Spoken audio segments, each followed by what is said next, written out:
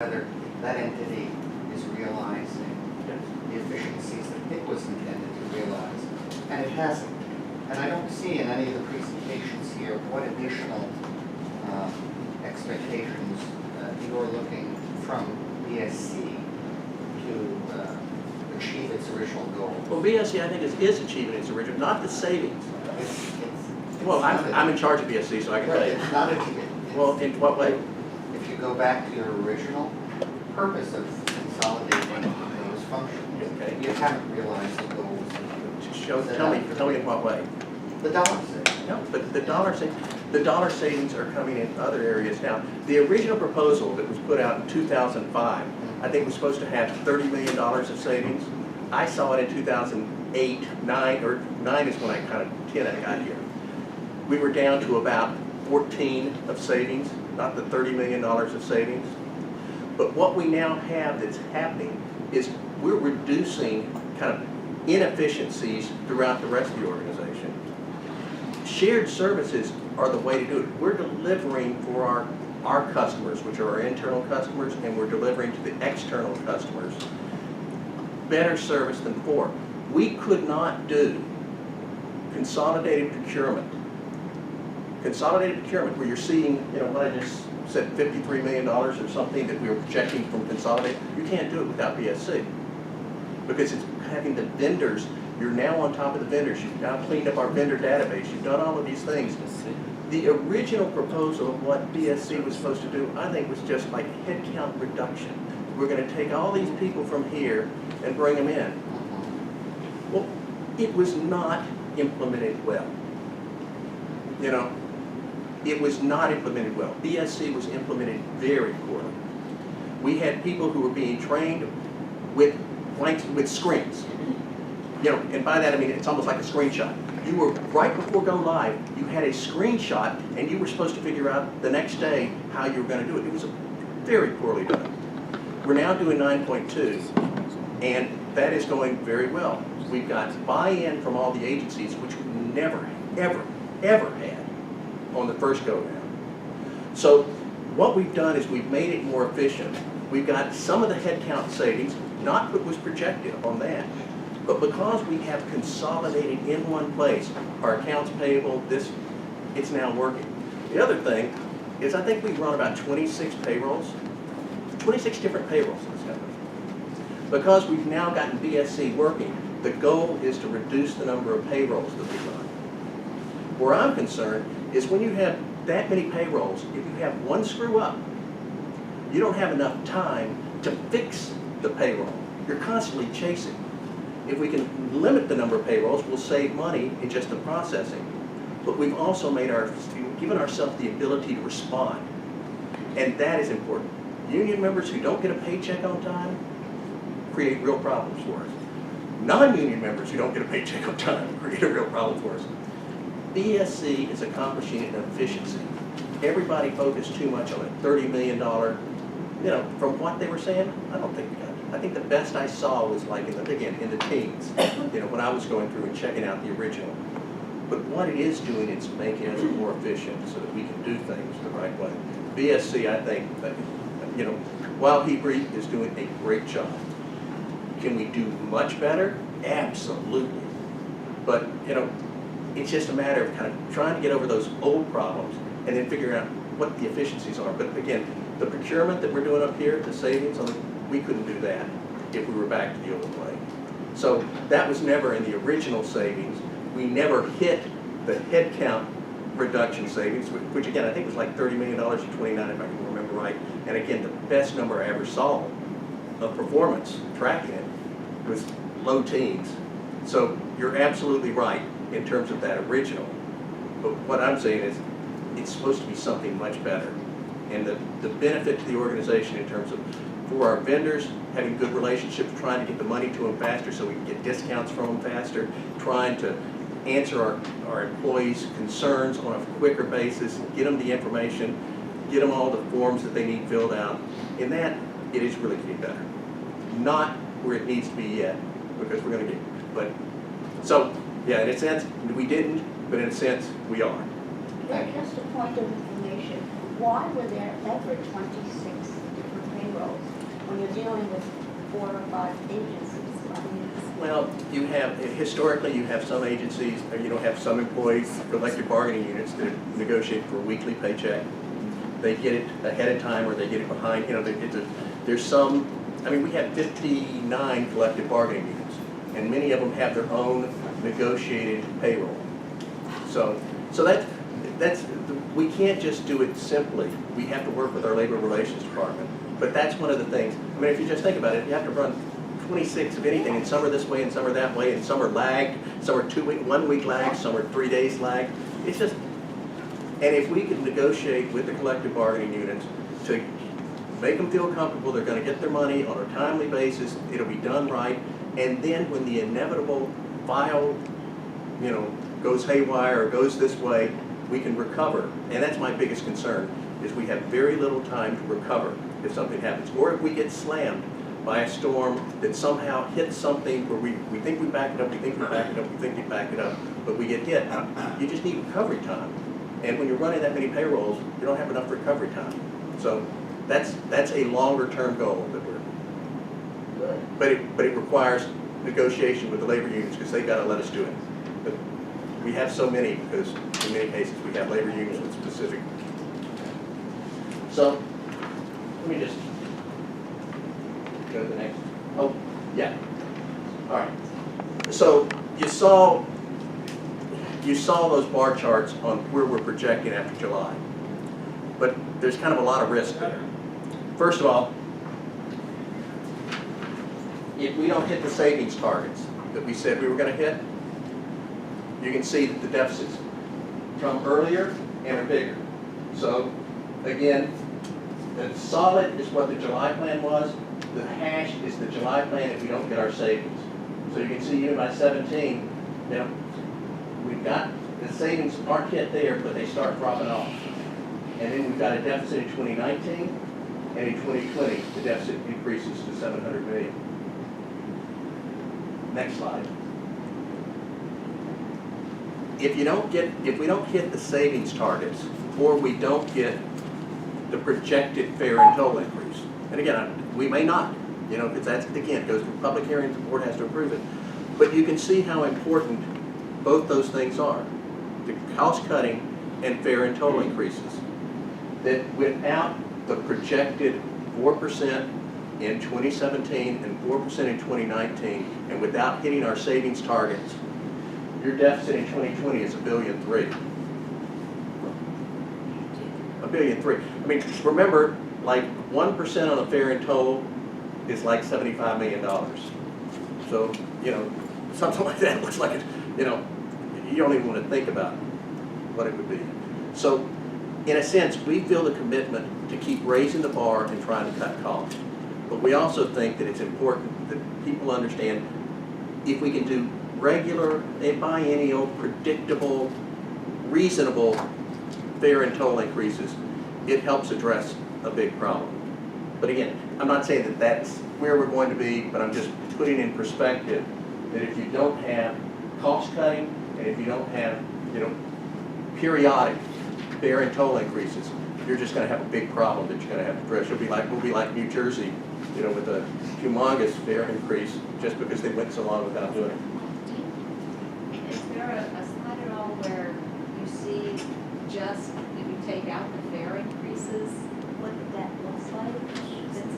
Yeah, well, that was the prior chart. If you take, oh, oh, you mean with the savings? Well, it's the difference between those two. So, like on the last one, 700 million with this is what it is with savings. Savings come out. oh, And now it's $1.3 billion, so it's the difference between 700 and $1.3 billion. Okay. So it's like an $800 million.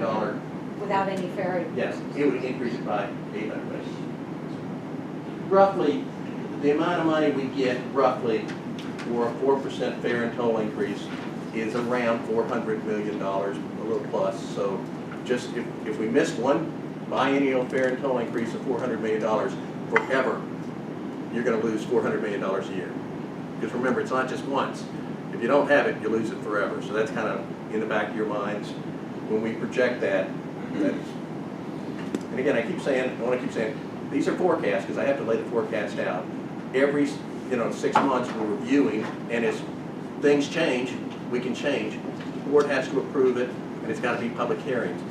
But even the equivalent of 2% a year is real significant money in terms of the deficit zone. We have challenges going forward. You know, I just said it. You know, nobody likes fare and toll increases, but if we can't have something that's regular and something that's predictable, it makes it very hard to plan. We have to keep cutting costs. Our labor contracts start expiring at the end of this year, most of them early in next year. So we feel like we just got through one delayed labor contract, now we're starting them again. So we have money built into the budget. It's not like last time where we said we were going to have 3 zeros built into our budget. We have 2%, roughly again, the cost of inflation built into the budget for all of our, you know, labor settlements. It's got to be negotiated, we've got to go through it, but we at least have something in the budget, you know, this year. And we're transparent, we lay it out there, this is what we built in. We have some chronic looming costs. I said workers' compensation is a big issue, claims, you know, trips and falls, somebody gets hurt, the cost of those keep going up. Healthcare, under the president's plan, Obamacare if you want to call it that, there is something called a Cadillac tax. If the rules say, the legislation says, or the regulations say, if in originally 2018, the value of the health care that you're providing to your employees exceeds a certain threshold, then the difference between what the value of you're providing and what this threshold is that the government has established, the employer has to pay a tax equal to 40% of that difference. So if the value of our health care plan was $20,000 per family in this future year, and the government's was $18,000, it'd be $2,000 times everybody who's covered, and whatever that amount is, the employer would have to pay 40% of it. Well, they pushed that back to 2020 now. The employee doesn't pay it, or the retiree doesn't pay it, the employer pays it. So they pushed it back to 2020. There's pressure from the unions, you know, who get a good plan, and from business to try to push it back further or to repeal it, but we don't know what it is. But roughly, What about exempting public authorities from it? You'd love that. But the cost to us in 2022, if it's in place like it is today, would be $131 million a year and growing. So I mean, that's a cost, and it does nothing for anyone. It's just a tax that's on any employer that provides a benefit greater than. Who gets the money? Who gets the money? It goes to government. Yeah, we can't get them back here. So what is the next? Okay, open road tolling. You know, on the Henry Hudson, we've been experimenting, you know, with basically all electronic tolling where you go through and you're not stopping, you're just going through. The whole industry is moving to open road tolling where basically there's a gantry, there's no gate. There's a gantry over the road, there's a gantry at the bridge. You go through, it reads your transponder, it takes the toll off your transponder, you go through, you don't have to slow down, you know. Very prominent on highways that do that. We're heading that way and we're looking at that. The issue with open road tolling on Henry Hudson, again, which we still have the gates, but Henry Hudson, which has no commercial traffic, okay, and the number of people who have Easy Pass is very high on a relative basis to the rest of our system. With the fines that we charge for people who don't pay initially, but do pay when we come after them, we're basically breaking even. What we lose in terms of evaded tolls, we're making up for with the fines that we charge for the people that we track down and can collect from. Okay, it's not necessarily the greatest thing in the world, but at least it's not a revenue. If we put open road tolling on some of our other facilities that have a lot of commercial traffic, you know, if you're a trucker from, you know, Iowa, if you're a West Coast trucker and you're driving, you know, you go through, you get your license plate, picture your license plate snapped. I mean, there's a risk that our enforcement mechanisms will not be as efficient, and so there could be a revenue loss. And so that's something, I mean, it's a customer benefit, it moves traffic through faster, but it's something that we're gonna have to watch. And so I put that down as a risk that we have to pay attention to. You know, we don't get, I'm sorry. You hit a good point, and possibly the experience that the New York State Port Authority is going to have on the Tappan Zee Bridge Yes. may give you some very good insight on that. Absolutely right, absolutely, because they're gonna go first. or They've gone, Yeah. and I don't know how they're going to enforce it. I really don't know. Yeah. Well, they've got stronger laws this year to suspend the registrations. But that's only on New York State vehicles. Yeah, and what you really need is you need reciprocity from all states, so that every state would say, you know, it's a Colorado trucker comes through, a Colorado resident, he can't get his registration renewed if he has an outstanding balance. You need something at least like that, so that'd be the challenge. With the taxis, a yellow taxi or a green taxi, every time the flag goes down, they pay us 50 cents that goes to the MTA. So it's a surcharge. It's a significant amount of money for us, in the $90 million plus range.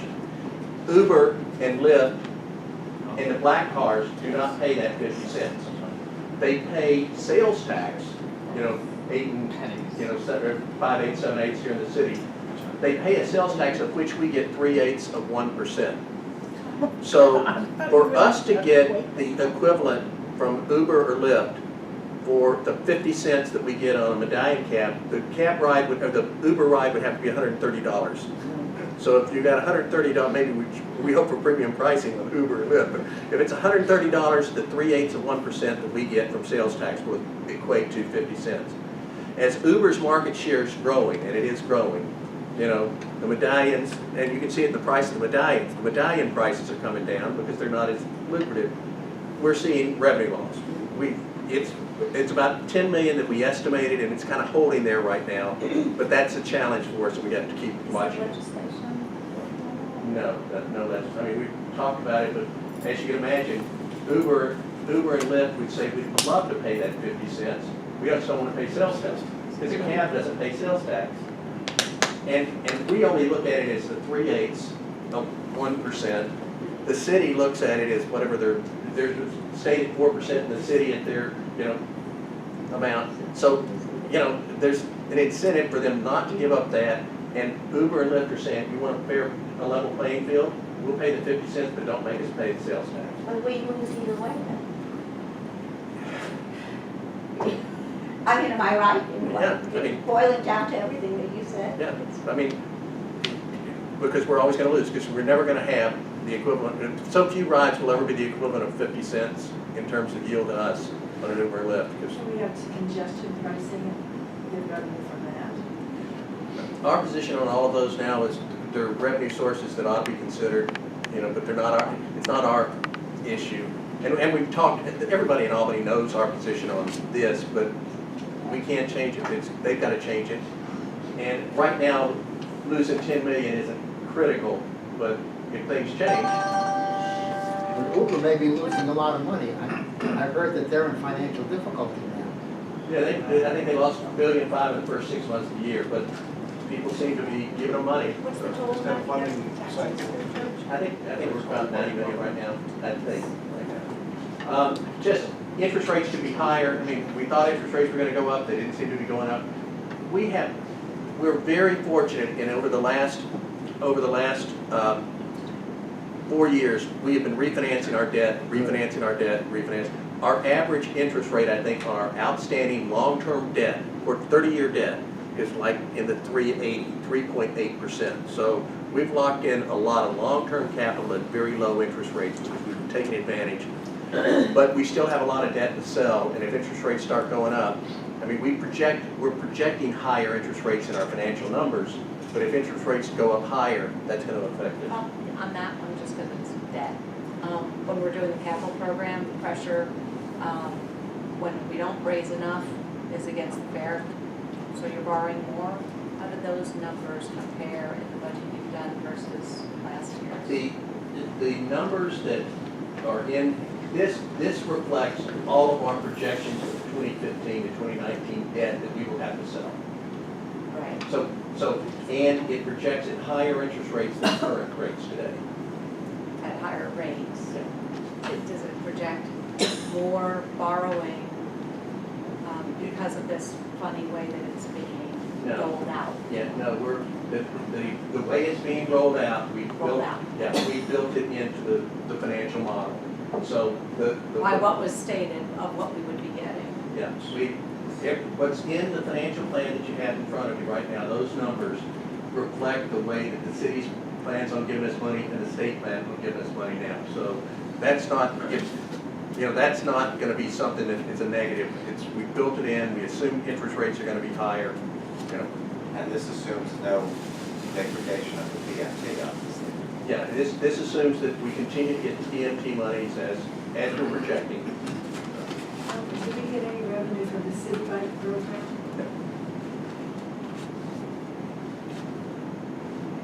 Not direct, I mean, there may be some indirect through a business franchise tax or something, but nothing. Just general economic conditions, we're all seeing that, you're maybe reading what the state controller is saying, that, payrolls are down, that there's an effect on, the bonuses are down on Wall Street. So we never know what's gonna happen, but clearly the economy affects interest rates, the economy affects wages, the economy affects inflation that hits, the economy affects our pensions, what we earn on our pensions, it affects healthcare costs, it affects energy prices. That's So- ridership. Yeah, right, oh, I'm sorry, ridership is like the first, yeah, absolutely. Ridership is the first. Yeah, absolutely. So, and then the last is, the board has been very good since I've been here, since 2010, of saying, okay, let's make a difference between one-shot revenues that come in. You can't build a budget on a one-shot revenue. If the money comes in one time, you can't spend it for ongoing expenses or you're gonna have a problem the next year. And they've been very good at saying, if we get one-shot revenues, let's try to use it in a way that avoids an ongoing cost. So if we can use it to avoid debt, we're not having debt service payments. So if we can make a capital payment, we don't have to borrow debt, we've avoided that. If we can put it into a pension plan that otherwise would have to be funded at a higher level ongoing, that'll save us money. And I just say the challenge is that the board continues to operate that way, because there are a lot of government agencies that really will use the one shot to just solve the problem today, not realizing, or realizing but not caring that it's only creating a bigger problem 4 years out. That's one of the reasons we do these kind of 4-year rolling projections, because we want you to see what's potentially out there. So, that's it. Really very, If I see very, one more thing, I could probably. You can do it. I said you and I are doing it. very enlightening. Thank you very much for your time. Great presentation. Greatly appreciate it. All right, if there's nothing else, motion to adjourn, So moved. second. Thank you all, see you in December, Clean up your- December 1st. Have a good weekend, everyone. All right, thank you. Enjoy the holiday celebration. Thank you.